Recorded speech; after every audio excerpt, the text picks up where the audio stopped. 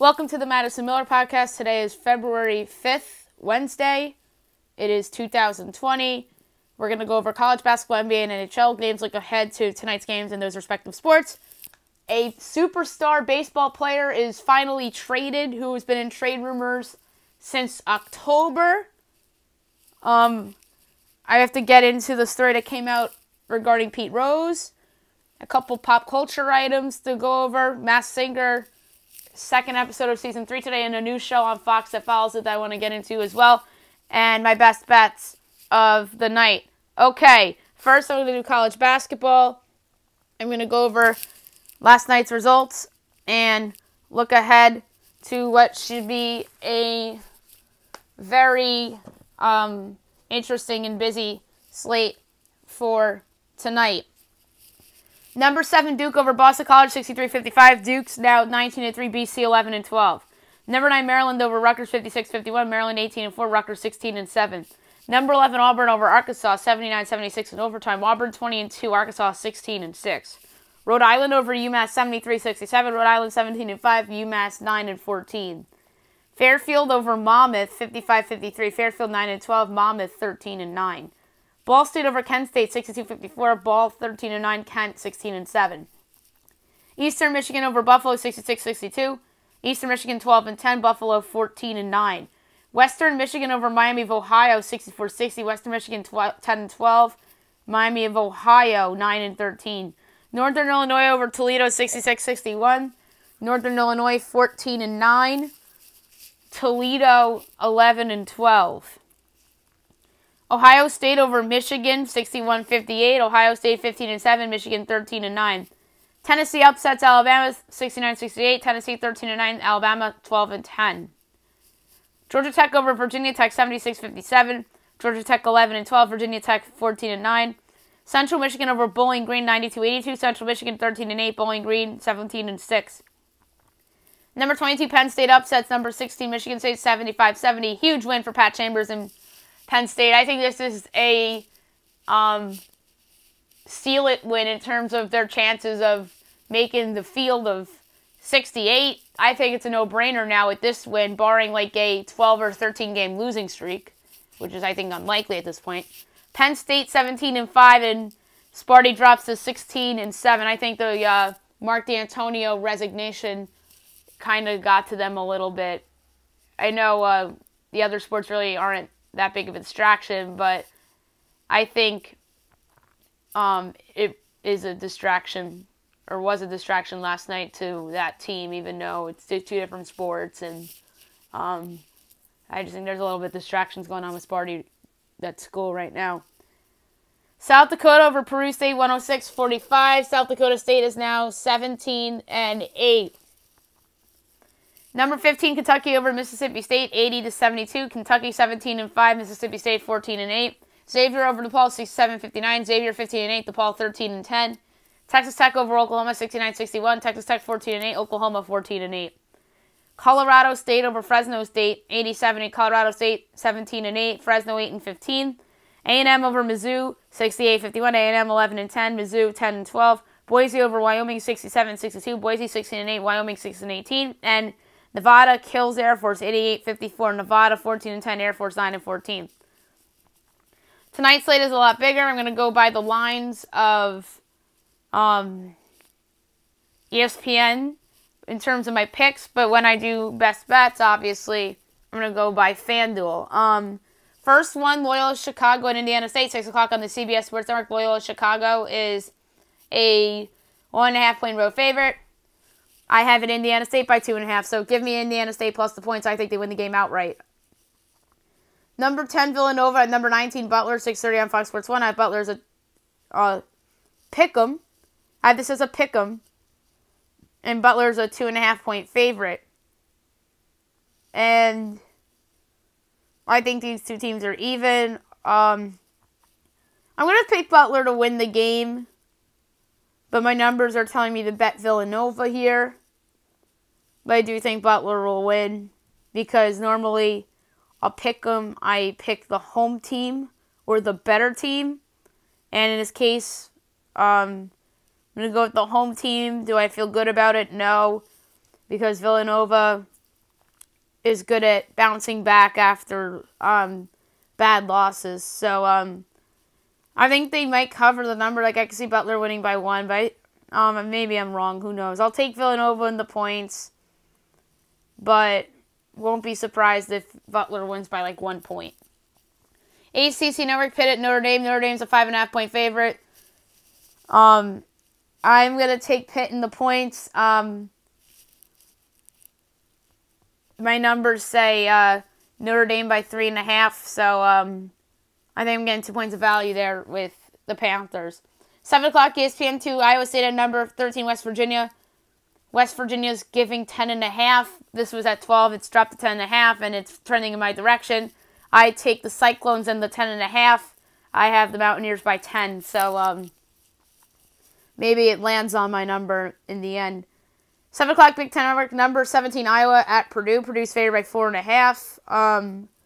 I have Iowa by 4. Luka Garza getting 4.5 points is ridiculous. Luka Garza, you can make a case as the favorite for National Player of the Year right now, but certainly the Big Ten Player of the Year. Give me Iowa in the points. I think Iowa's winning the game outright. But if Luka Garza's injured, then Purdue will win. But I don't get this number. Like, Purdue has been a major disappointment this season.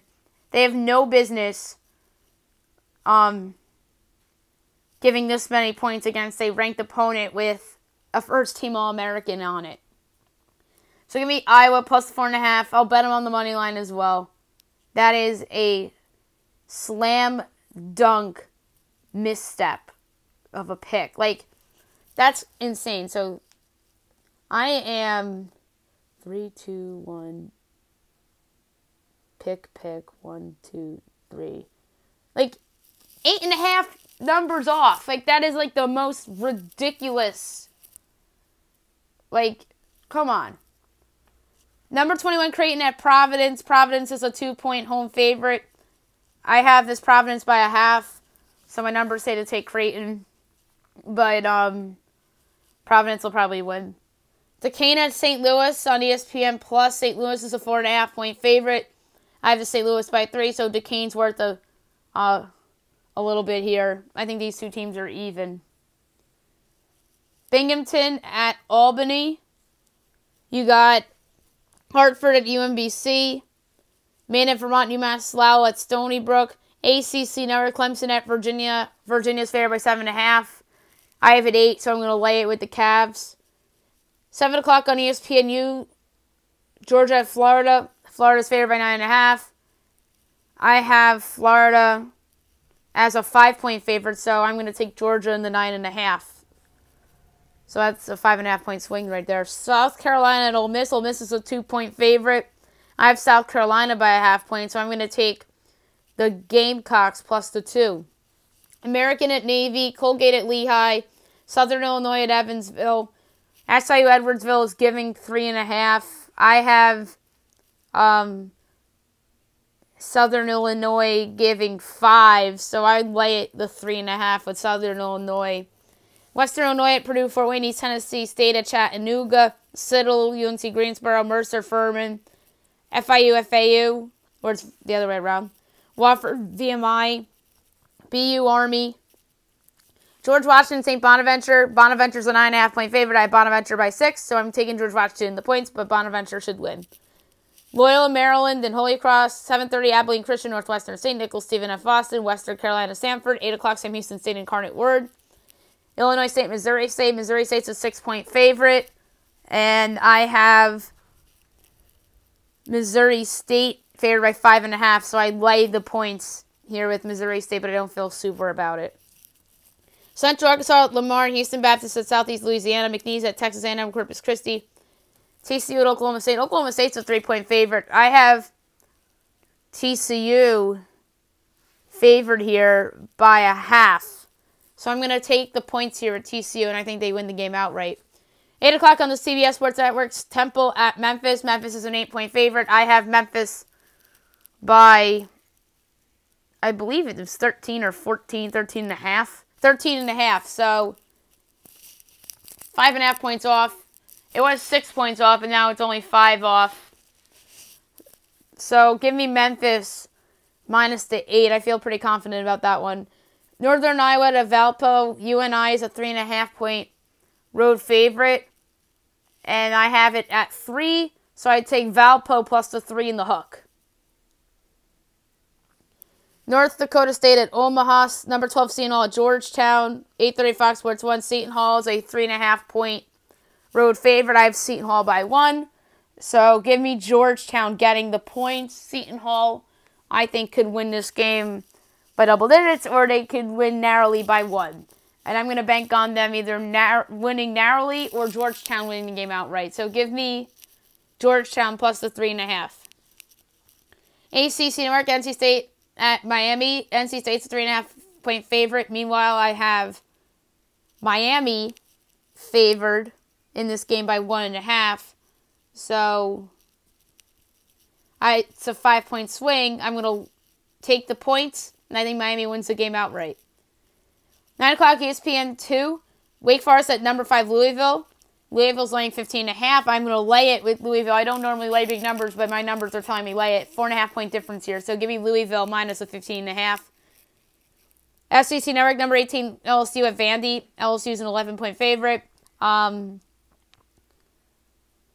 taking Vandy in the points again. They've been very competitive lately, notably with Florida and Kentucky of late. So give me Vandy plus the 11. I have this LSU by 5.5. So I'm going to say that LSU wins, but by single digits. Bradley at Drake's a good game in the Missouri Valley. Drake's a 3.5-point favorite. I have Drake by 2.5, so give me Bradley in the points. And Drake might win the game narrowly. Wisconsin at Minnesota, 9 o'clock on the Big Ten Network. I have Minnesota as a 1.5-point favorite. Meanwhile, ESPN has it at 3.5. I'm going to take Wisconsin and the points. UNLV at Utah State. Utah State is laying 11. I have it at 5. So give me UNLV in the points, and it's a 6-point difference here. And then the other 2 games on the slate are both 10 o'clock Eastern. Long Beach State at Cal Poly and UC Riverside at Cal State Fullerton. All right. NBA from last night. We're going to go over everything and look ahead to tonight. Only 4 games last night. Bucks over the Pelicans 120-108. I was right about that one. Milwaukee 14-7. New Orleans 20-31. Rockets over the Hornets 125-110. Rockets, despite the injuries, got the cover. They are 32-18, and Charlotte is 16-35. What's interesting here, we'll get into the big NBA trade in a couple minutes that involved the Rockets, obviously. Nuggets over the Blazers 127-99. The Nuggets are 35-16. Portland is 23-28. Lakers over the Spurs 129-102. Lakers 38-11. The Spurs are 22-28. Tonight's slate, 7 o'clock, the Suns at the Pistons, 7:30, the Pacers at the Raptors, ESPN, Magic at the Celtics. Boston's only a 5.5-point favorite. There must be like a major injury. That number is very low, and I lay the hell out of the Boston Celtics tonight. Like, I have this number at like 13.5, which is nuts. If they shed 3 points off because of injuries, then that's one thing, but I need to see who's injured before I would make the change of adjustment. So I'd lay it with the Boston Celtics. Warriors at the Nets, so D'Angelo Russell back to Brooklyn. 8 o'clock, Cavs at the Thunder, Hawks at the Timberwolves, Grizzlies at the Mavericks at 8:30, 9 o'clock, Nuggets at the Jazz. 10 o'clock on ESPN, Heat at the Clippers. The Clippers are laying 7. That is a pretty sizable number with that contest. It's obviously very intriguing between 2 teams that I think can conceivably make the finals in their respective conferences. It's a fun game. Obviously, the Heat were having dreams of being what the Clippers did, but they ultimately landed Jimmy Butler, and I'm sure they're happy with Jimmy Butler. But I think this line's pretty big. I have these two teams as a half point of separation, so Clippers by 3.5. So I take the Heat plus the 7 here. But I do think that the Clippers will win the basketball game. The NHL, we're going to go over last night's games and look ahead to tonight's small slate. Bruins over the Canucks 4-0. Boston is 32-10-12. Vancouver's 30-19-5. Avs over the Sabres 6-1. Avs 29-16-6. Sabres 23-23-7. Lightning over the Golden Knights 4-2. Tampa 33-15-5. Vegas 27-21-7. Habs over the Devils 5-4 in a shootout. Habs 25-23-7. Devils 18-24-10. Isles over the Stars 4-3 in overtime. Isles 30-15-6. Dallas 30-18-5. Anthony Beauvillier scored the overtime winner in the game. Caps over the Kings 4-2. The Capitals are 36-13-5. LA 19-30-5. Blue Jackets over the Panthers 1-0 in overtime on a goal by Zach Werenski. Columbus 29-16-9. Florida 29-17-6. Ducks over the Senators 3-2 in a shootout. The Ducks are 22-26-5. Ottawa 18-24-11. Blues over the Hurricanes 6-3. The Blues are 32-14-8. Carolina 30-20-3. Wild over the Blackhawks 3-2 in overtime on a goal by Matt Dumba. Wild 24-22-6. Blackhawks 25-21-7. Predators over the Jets 2-1 in overtime on a goal by Mikael Granlund. Nashville 25-20-7. Winnipeg 26-23-5. Sharks over the Flames 3-1. The Sharks are 23-27-4. Calgary 27-21-6. Coyotes over the Oilers 3-0. Coyotes 27-21-7. Edmonton 28-19-6. Two games on the slate tonight, 7:30 from Madison Square Garden. The Maple Leafs at the Rangers and 8 o'clock on NBCSN. The Bruins at the Blackhawks. So 4 of the original 6 teams in action tonight. Boston is pretty big favorites here at the United Center. Doc Emrick, Eddie Olczyk, and Brian Boucher will obviously be on the call. I kind of think that Chicago might have an upset in them. I want to pick the Blackhawks outright as a dog, but I think that Boston will win. I think it's competitive. I'm going to say Boston in overtime. That's a good prediction. 4-3 or 5-4 in overtime for the Bruins as my prediction for the final score of that game. Now we're going to talk about a big NBA trade that happened late last night. There were a grand total of 12 players in that trade, which is absolutely crazy. It was the biggest NBA trade from a number of players' standpoint since the trade that sent Patrick Ewing from the Knicks to Seattle. So, the big trade, notably the Rockets sending center Clint Capella along with Nene to the Atlanta Hawks. The Rockets get Robert Covington and Jordan Bell from Minnesota. Denver's involved in this deal. They get Gerald Green, and they also get a first-round pick from the Rockets. I don't know why Denver ended up with the pick. If anything, Minnesota, I think, should have ended up with the pick. But they did. Or you say they should have ended up with both picks. Or Houston should have ended up with Atlanta's pick. Or Minnesota should have ended up with the Denver pick. But it is what it is. And on the other side, Minnesota gets a pick from the Hawks, which came from the Brooklyn Nets in the Taurean Prince trade last summer. The Timberwolves also got a couple fringy type of players. I think Caleb Swanigan, was that somebody in that deal?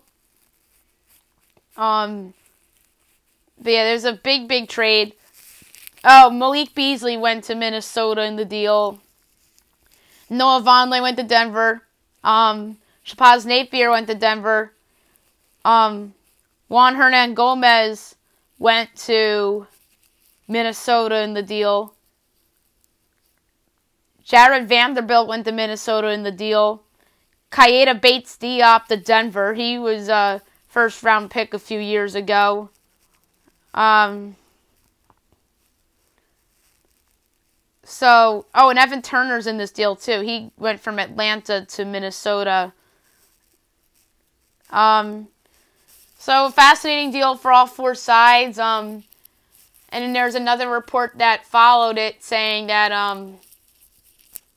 the Rockets are close to acquiring an Eastern Conference big man. I threw it on Twitter that I think it's Tristan Thompson because the Cavaliers made him available. There's speculation that it could be Miles Turner of Indiana, who's been in trade rumors the past couple years, but not very, very recently, within the last week or so. Maybe it could be Taj Gibson of the Knicks. It could be anybody. I don't think it's any of the Bulls' big guys. I don't think it's anybody from a contender like Brook Lopez or obviously Embiid, no way.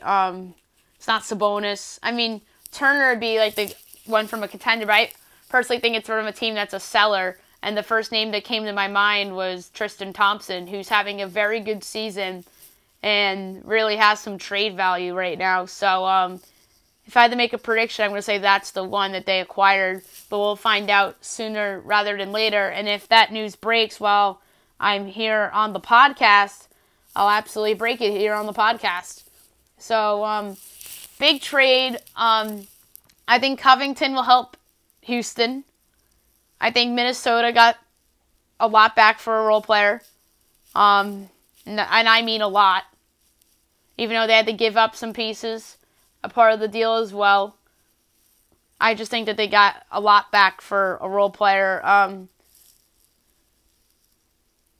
Meanwhile, for Houston, Capella's a good player, and I just think that Houston wanted a little bit of change, and they don't believe that centers are the ideal and important position in the NBA. I still think that they're important, but they obviously value wings the most, and not really point guards because they seem to change point guards all the time. So I think they feel that wings are the direction to go.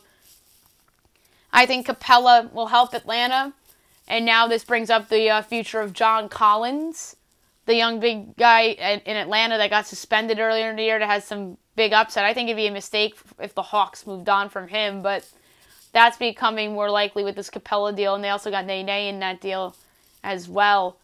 And Denver improves their bench with getting Napier as a backup point guard and Gerald Green to be a swing guy that can hit threes. And they got a first-round pick in the deal that they could easily flip in another package for somebody else. So I think that all four teams made out pretty well in this deal. Meanwhile, the biggest trade that happened last night was not in the NBA. It was in Major League Baseball as the Los Angeles Dodgers acquired Mookie Betts and David Price from the Boston Red Sox.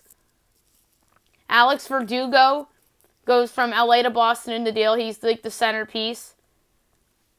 And a third team was involved in this. Nobody thought that a third team would be involved in a Mookie Betts trade, but here we are. And that third team happened to be the Minnesota Twins, who get Kenta Maeda in the deal, which surprised me.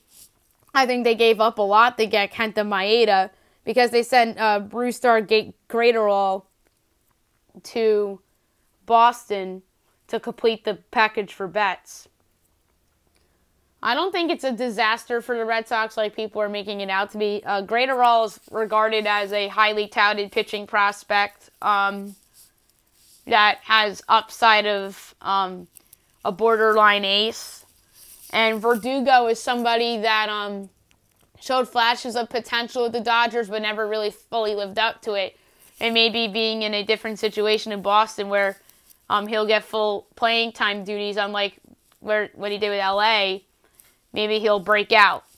So I don't think this is a disaster deal for the Red Sox like people are making it out to be. I think the big loser in this deal, honestly, is the Twins. I think Kenta Maeda is a good pitcher, but I don't know how that will translate to the American League. Like, we've seen National League pitchers go to the American League and fall flat on their face before. And that's why I like this move for David Price. I think that he'll be very good with Los Angeles as serving in a number 3 role. There's no pressure on David Price at Los Angeles. And I think he'll pitch great. I think that his stats are kind of inflated a little bit with Boston because he had bad history and bad numbers against the Yankees, which I think kind of inflated his numbers. So I think getting away from the American League East, especially the Yankees, will do David Price wonders, although it might be an issue if he faces them in the World Series, if the Dodgers get out of the AL or the NL and the Yankees get out of the AL.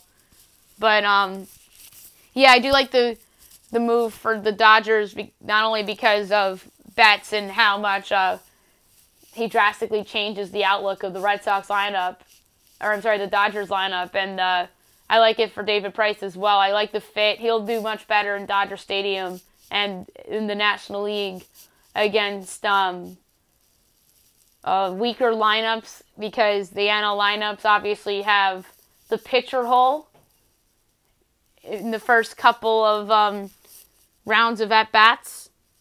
So I think that will really do David Price some wonders in Los Angeles, and I won't be surprised at all if he has a ERA sub 3.5 in Los Angeles in 2020. And then regarding the Dodgers lineup, I think that they'll have Betts hit leadoff, and then they'll do like Corey Seager, Justin Turner, Bellinger, or hit Bellinger second. You always hit your best player second, and I think their best player is actually Betts. If I'm them, I do something out of the box and have Gavin Lux hit leadoff or something, because he really showed some flashes last year, and I think could be a guy that hits for average more so than power. So I would bet Lux 1, and then I would go Mookie Betts 2, give him some RBI opportunities, or Bellinger 2, Betts 3, or vice versa. And then have Justin Turner hit cleanup. Then you have the rest of the lineup, Corey Seager. Then you got the young catcher Will Smith. You probably hit him 8th. You also have Max Muncy. You could put him in the 6th spot. And then you got Chris Taylor, who is still around. You could hit him 7th. And you have Kiki Hernandez on the bench. This roster's pretty darn deep, too. So it should be fun to watch. It's the Yankees and the Dodgers as the 2 powerhouses, and then everybody else. Obviously, the Red Sox took a step back with this trade. And then the Astros are taking a step back because of the cheating scandal and all those distractions and the loss of Garrett Cole. We'll talk more baseball within the next coming weeks because pitchers and catchers report soon, and there's still a couple trades to be made potentially with Chris Bryant and Nolan Arenado. And there could be other contenders involved in that, like the New York Yankees, Atlanta Braves, maybe the Nationals. So it's going to be very interesting to see what happens with those 2 players and anything else that possibly could happen from a trade standpoint before spring training begins, because I think all the big free agents are signed pretty much, because Donaldson went to Minnesota, Nicholas Castellanos signed with the Reds, and those are the only 2 big bats left, and then Marcell Ozuna took the 1-year $18 million with Atlanta. So the rest of the big bats have signed, and all the pitchers pretty much signed in December and January, beginning of January. So the free agents are pretty much done. It's just the 2 possible trades of Chris Bryant and Nolan Arenado. And then Lindor. You can't forget about Francisco Lindor in Cleveland, who is also on the trade block and could be a Dodgers. Oh, I think the Dodgers are not the favorites anymore. They were looked upon as the favorites, but they got Betts. But they could still pull off a Lindor deal if they put the right prospects in there, and maybe they could put in Seager as a throw-in or Chris Taylor or something like that. And then another trade that happened with the Dodgers yesterday is that they sent Jock Peterson from the Dodgers to their in-city rival Angels. Well, it's really in-state, not really in-city. They're the Los Angeles Angels of Anaheim, so they're technically in Anaheim. So Angels acquire Jock Peterson and Ross Stripling from the Dodgers. And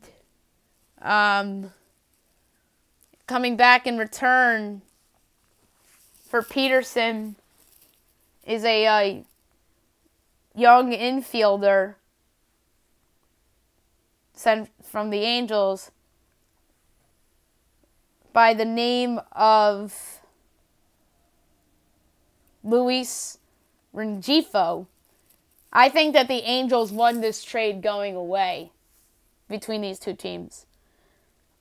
I think that Ross Stripling could start for them. He really has shown flashes. He's someone that's a swing guy. He'll be missed by the Dodgers. I think that makes their pitching staff worse. And that is with the addition of David Price, because obviously when they added Price, I still figured that Ross Stripling would still be on the team, and he wasn't rumored in that trade until this morning. So I think they get worse from their pitching staff standpoint removing him. I'm not saying that Price is a downgrade. I'm just suggesting that their bullpen gets worse with this subtraction. So pressure's going to be on the Dodgers to go and get another reliever at the trade deadline if Kenley Jansen doesn't have a good season, or if Blake Treinen doesn't pan out to be what he was in Oakland in 2018. So they have a lot of questions in their bullpen, and that's why I wouldn't put them ahead of the Yankees in terms of the favorite to win the World Series next year. So two trades for the Dodgers. Obviously, the more notable one being for Mookie Betts and David Price from Boston. Before I get into Masked Singer and the new Lego show that's starting on Fox tonight, I want to discuss an article that came out this morning that Pete Rose wants reinstatement, and he cited that no punishment for Astros players in sign-stealing scandal as proof for removal from ineligible list. So this is an interesting story, and obviously Rose was banned because he gambled as not only a player but as a manager as well. So he obviously sent it into Rod Manfred. And then Don Van Natta Jr. of ESPN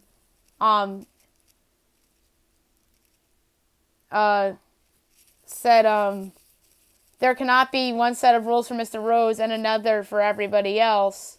And that's what his lawyers argued in the petition to Manfred.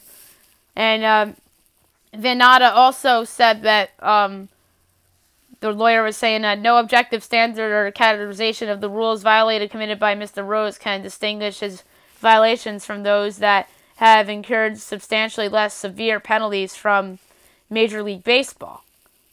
And then the petition also called his punishment vastly disproportionate to the Astro players who influenced the outcome of games. So this is another story to keep an eye on throughout the next couple weeks and see if it gets any traction and see what Manfred does about it, because a lot of people think that Pete Rose belongs in the Hall of Fame for a great career as a player. So I'm interested to see how this would turn out. Now I want to discuss The Masked Singer, episode 2 of season 3 tonight. As far as I'm concerned, it's the same group of contestants that were on Super Bowl night, which are down to 5. Obviously, the one eliminated was the robot, who happened to be Lil Wayne. You have the White Tiger. You have Miss Monster. the turtle, the llama, and the kangaroo. The ones that I think will be eliminated tonight, the llama, and I'm going to say the white tiger. I don't feel good about it, but I think that they want to keep Miss Monster on because of the costume, and it could be a legend under there. So I think that fans want to learn more about Miss Monster. So I think that the two weaker singers, or possible weaker singers, obviously Llama, who I thought would get voted off on Sunday, I think is going to go home tonight. And if there's a second one eliminated, I think it's going to be the white tiger. In terms of guesses, right now, if I had to make guesses on who everybody is of those five, the white tiger, I think, is Rob Gronkowski, obviously the former Patriots tight end. And the llama is a tough one for me because Nick Cannon came out and said that the six contestants that were on Sunday were in a combined 9 Super Bowl appearances. As far as I'm concerned, Lil Wayne wasn't a part of a Super Bowl. I don't think he did a halftime show. I think he means halftime shows as well. So I think that Gronk is definitely the white tiger. I feel strongly about that. Gronk's been in 5 Super Bowls, although he only played in 4. I think the llama is somebody in the sports media. I don't know who that really is, but it could be Tiki Barber. It could be maybe Russell Wilson, if you want to talk about current players, but I think it's a former player that's a part of the media now, kind of like Gronk. But it could be a current player, because don't forget, Gronk is in the media now. He's not an active player anymore. So it could be an active player. It could be Russell Wilson, who's been in 2 Super Bowls. So 5 plus 2 is 7. And then one more contestant, obviously. Either maybe whomever's under Miss Monster, Kangaroo, or the turtle could be performers that did halftime shows. So I might go with Russell Wilson right now for the llama. Because they mentioned Seattle, and he had headphones, but that makes you think that it's a DJ. But I don't feel confident that it's Russell Wilson, but maybe because it says Seattle, makes me think that it could be Russell Wilson. So that's 7 Super Bowls, and I'll get to who else I think are the other contestants. If it's not llama or white tiger that gets eliminated, let's assume llama goes, but not white tiger. I think the other candidate to go is Miss Monster. And this one was a tough one for me, too. I, as of right now, think it could be Tina Turner. And that's who I'm going to go with. Wouldn't rule out Shaka Khan. Wouldn't rule out Donna Summer. Wouldn't rule out a couple other of talented old school R&B and soul singers from like the 70s and 60s. Obviously another one could be Wanda Sykes. Dionne Warwick could be it. I wouldn't even rule out Anita Baker. So right now my guess would be Tina Turner on Miss Monster, but I don't feel good about it.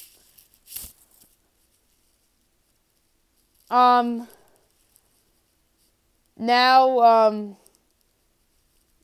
the robot got eliminated, so the turtle, my first thought could have been I thought maybe Chris Brown at first, and then I was getting band vibes, so I settled on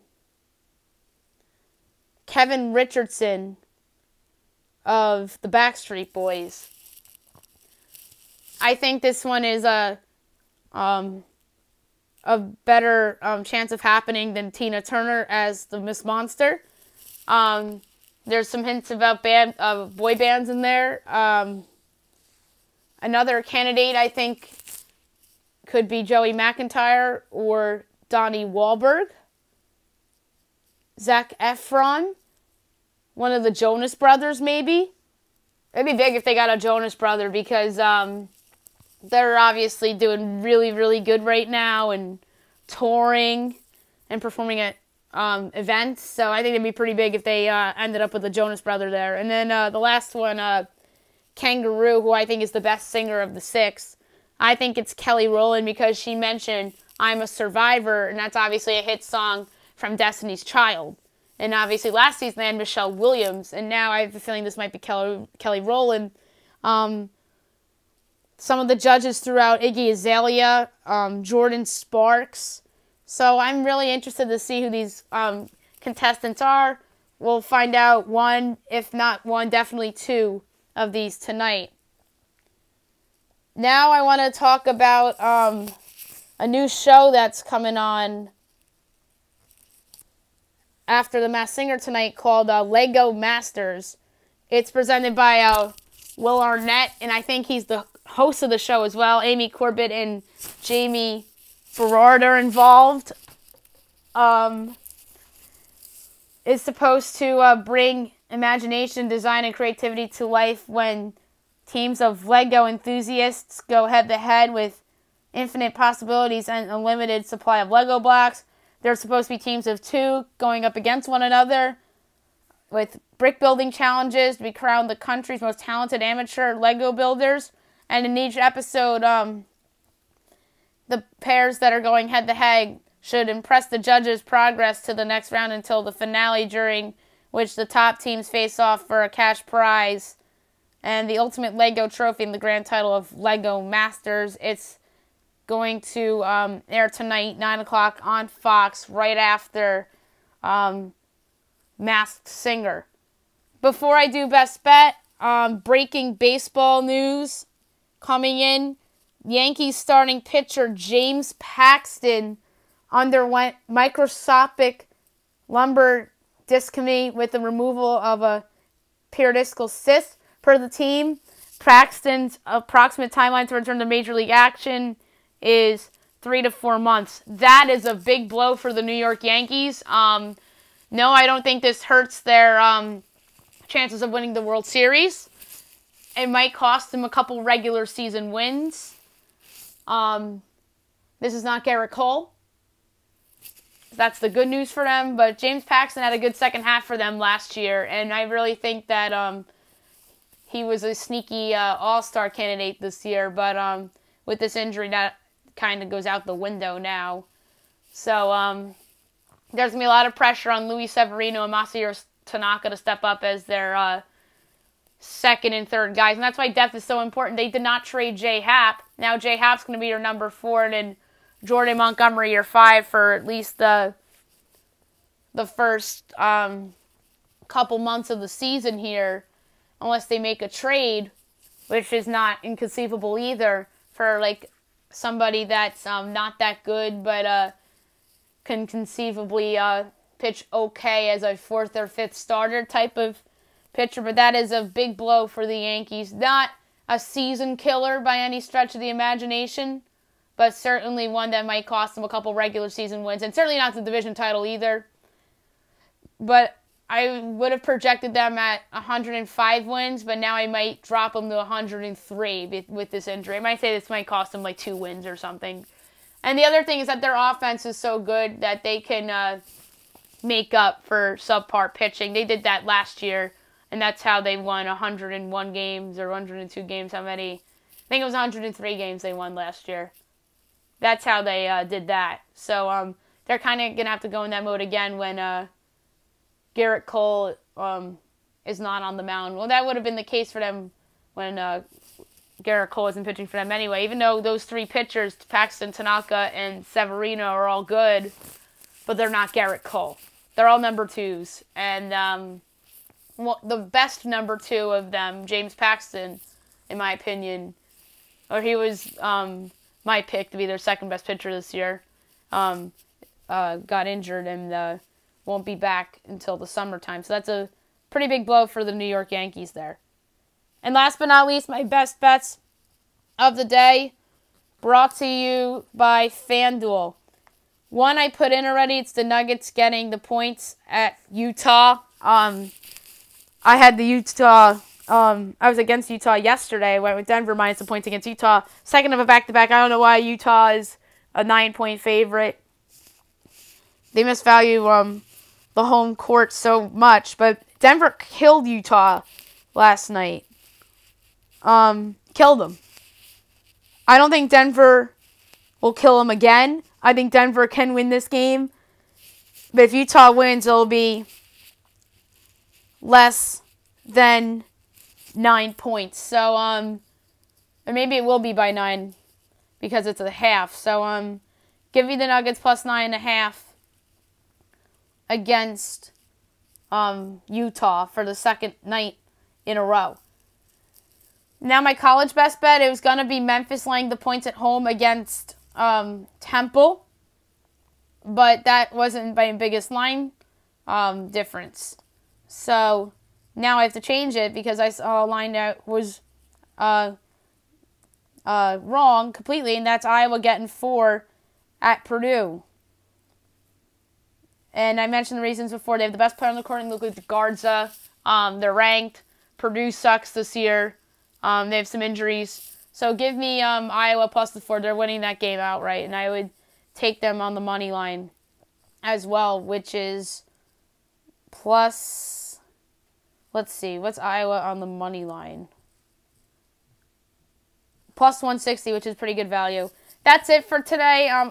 I might have Derek on the night to talk about the Super Bowl, Kobe Bryant's passing, and his memories of Kobe, the NBA trade deadline, and maybe a little bit of Australian Open if we have some time at the end. I might have somebody on the podcast either tomorrow late afternoon or Friday morning to talk about the NBA trade deadline. Maybe Ryan Berger, maybe Jonathan Wagner. And I'm probably going to get Terry Cushman on Friday as well to talk about the Mookie Betts trade. And that's pretty much it. I hope you guys have a great day, everybody.